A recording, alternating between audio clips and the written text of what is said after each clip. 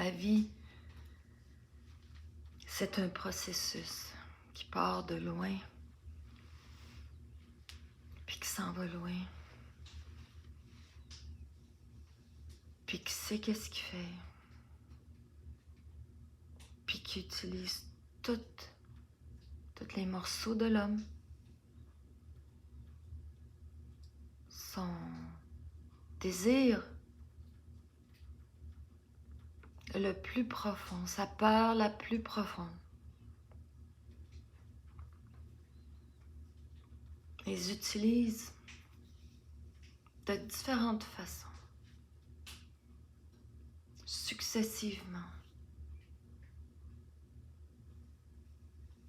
d'une façon qui laisse rien au hasard, puis qui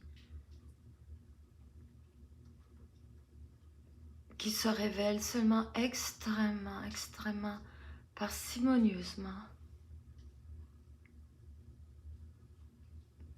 Ça semble parcimonieux à cause de l'impatience, de l'ambition qui a toujours habité l'humanité, qui a toujours souffert, qui a toujours été dévalorisée à l'interne, parce que tout le monde était l'agent d'une dévalorisation. Donc au niveau visible, ça nous parvenait et ça se traduisait par une hâte. Et la hâte aujourd'hui joue encore, jette encore de la poudre aux yeux et donne l'impression que on peut collaborer. Mais je vois ça autrement. Je vois ça comme intégralement de la canalisation d'un processus et l'impression, parce qu'on n'est fait que d'impression pour l'instant, l'impression de pouvoir collaborer. Elle est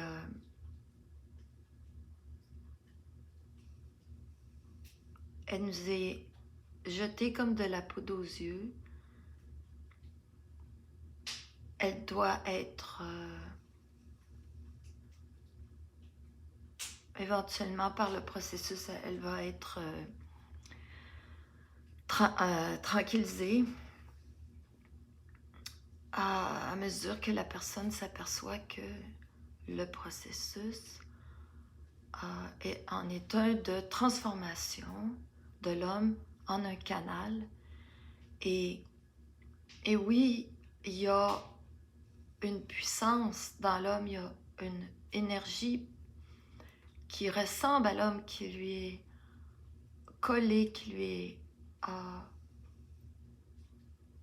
comment dire, qui a absolument rien d'étranger.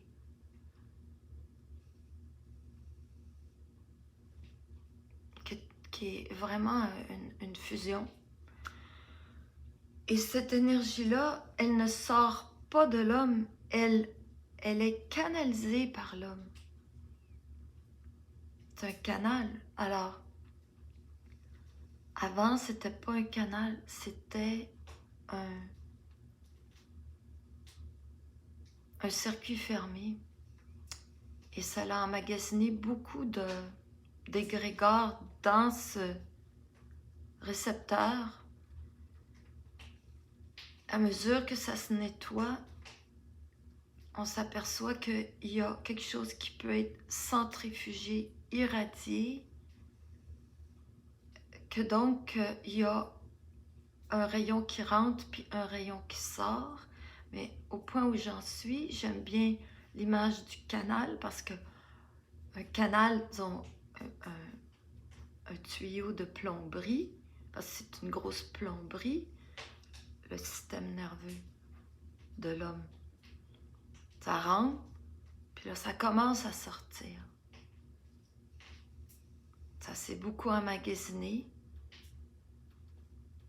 puis ça commence à sortir. Alors, est-ce que ça sort par la même place? C'est pas important. Et pour que ça sorte, il faut que ça se nettoie, disons, que ça se gère.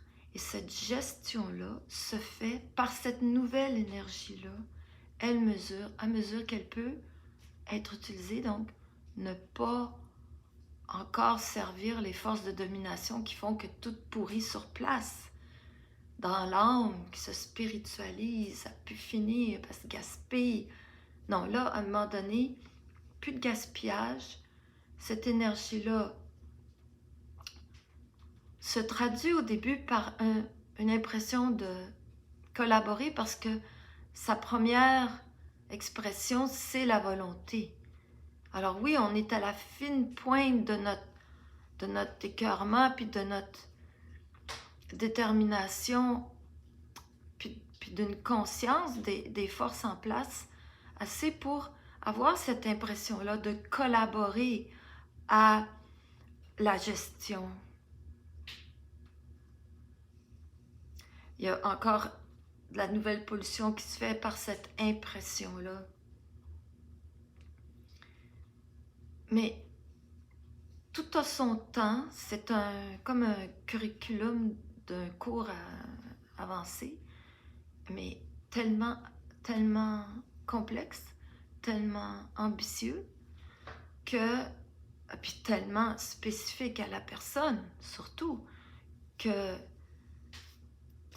on peut juste l'étudier, puis l'observer, puis observer la croissance de notre sensibilité qui, pour moi, est le levier de la volonté, de l'intelligence,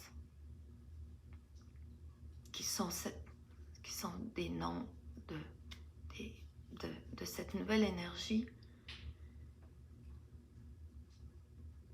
qui se traduit dans le quotidien d'une façon improvisée, mobile, comme du morphing,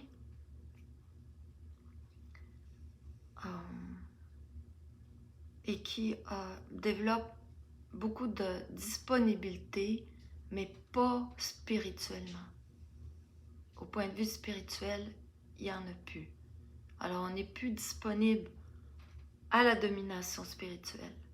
On est disponible au processus, mais pas de façon à être dominé spirituellement. C'est un contrat.